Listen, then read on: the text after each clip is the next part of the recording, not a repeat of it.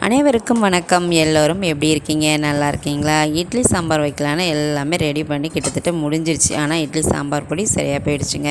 இட்லியுமே வெந்துடுச்சு. சரி, சாம்பார் பொடி கொஞ்சம் போட்டால் தான் நல்லாயிருக்கும் அப்படிங்கிறதுனால இன்றைக்கி இட்லி சாம்பார் பொடி எப்படி தயார் பண்ணுறதுன்னு பார்க்கலாங்களா? அடுப்பில் கடாயை வச்சாச்சு, வெந்தயமும் போட்டாச்சு. வெந்தயம் நல்லா பொன்னிறமாக வெடிக்க விட்டு எடுத்துருங்க. அடுத்ததாக ஜீரகம், அதாவது நச்சீரகமும் அதே மாதிரி. ஏன்னா டக்குன்னு நச்சீரகம் கருகிடுங்க, அதனால் ரொம்ப கவனமாக பார்த்து செய்துக்கோங்க. ஜீரகத்தையும் பொரிய விட்டு எடுத்துக்கோங்க. இப்போ தான் தீஷா கிச்சனை முதன்முறையாக பார்க்குறீங்க அப்படின்னா சப்ஸ்கிரைப் பண்ணிவிட்டு மறக்காமல் பக்கத்தில் இருக்க பெல் பட்டனை கிளிக் பண்ணிக்கோங்க. வெந்தயம் எடுத்தாச்சு, நம்ம ஜீரகமும் வறுத்து வச்சாச்சு. இப்போ அடுத்ததாக கொஞ்சோண்டு வரமல்லிங்க, அதாவது கொத்தமல்லி, இதையும் நல்லா பொன்னிறமாக வறுத்துக்கலாம்.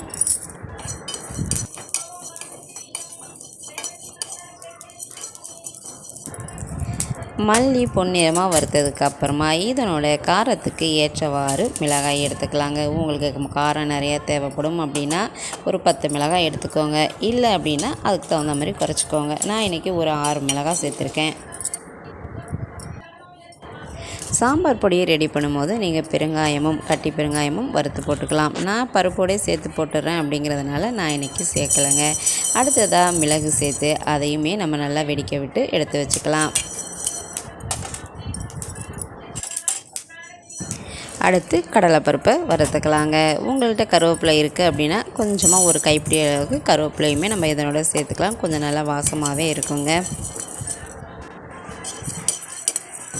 இட்லிக்கு சாம்பார் வைக்கிறீங்க அப்படின்னா இந்த மாதிரி ஒரு பொடியை நுணுக்கி வச்சுக்கிட்டு அதில் ஒரு 4 பேர் சாப்பிட்றதுக்கு ஒரு அரை ஸ்பூன்லேருந்து 1 ஸ்பூன் அளவுக்கு பொடி போதுங்க. போட்டு பாருங்கள், அவ்வளோ வாசமாக இருக்குங்க. 2 இட்லி கூடவே தான் சாப்பிடுவீங்க. நம்ம வறுத்தெடுத்த பொருட்கள்லாம் ஆனதுக்கப்புறமா மிக்ஸி ஜாருக்கு மாற்றிட்டு நல்லா பொடியை நுணுக்கி வச்சுக்கலாங்க. இதை ஒரு டைட்டான ஏர் கண்டெய்னரில் போட்டு வச்சுட்டிங்க அப்படின்னா 1 மாதம்ல இதனோட தன்மை மாறாமல் அப்படியே இருக்கும். நம்ம பயன்படுத்திக்கலாங்க. சாம்பார் வழக்கம் போல் வைக்கிற மாதிரி வச்சு தாளிப்பெலாம் போட்டுட்டு இறக்கும் போது இதில் 1 ஸ்பூன் போட்டு இறக்கி பாருங்கள். இட்லி சாம்பார் சூப்பராக இருக்கும்.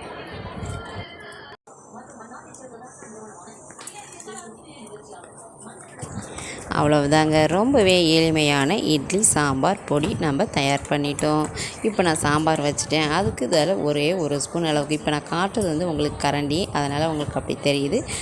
ஒரு ஸ்பூன் அளவுக்கு தாங்க போட்டேன். சாம்பார் செம்மையாக இருந்தது. இட்லியும் ரெடி ஆகிடுச்சு. அடுத்து என்ன சாப்பிட வேண்டியதுதான்.